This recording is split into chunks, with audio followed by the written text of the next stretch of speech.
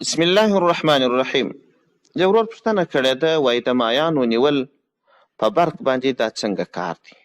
صحیح طریقه یې څنګه ده؟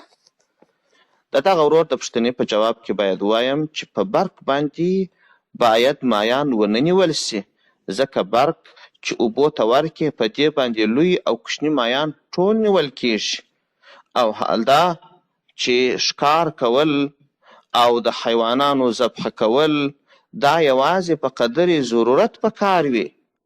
هغه کوچني مایان چې هغه د خوراک نه دي، د هغو ناحقه وژل، بې ځایه وژل د ضرورت خلاف کار دی. حتی بعضو علماو حرام بللی دی. فتح الباري په 9 جلد صفحه 209 کې بیخي بې له استفادې ښکار کول حرام بللی دی چې ته ناحقه حیوانان وژنې، نسل یې ختموې، دا نه دی جایز. او پیغمبر علیه السلام څخه هم داسې هدایات ثابت دي چې تاسو کله د حیوانانو سره اوسیږئ، تاسو نرمي ورسره کوئ، حتی په حلالولو کې نرمي ورسره کوئ، او په خوراک کې تاسو ظلم بې ځایه مه ورباندې کوئ. داسې هدایات د پیغمبر علیه السلام څخه په مختلفو الفاظو ثابت دي. نو دغه کوچني کوچني مایان د دې وژل مناسب کار نه وي.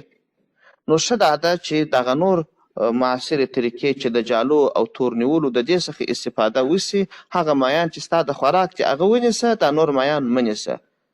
که څه هم قاطع خبره خو د حرمت نسته، اما خو دا غیر مناسب کار دی چې ته دغسې کوې.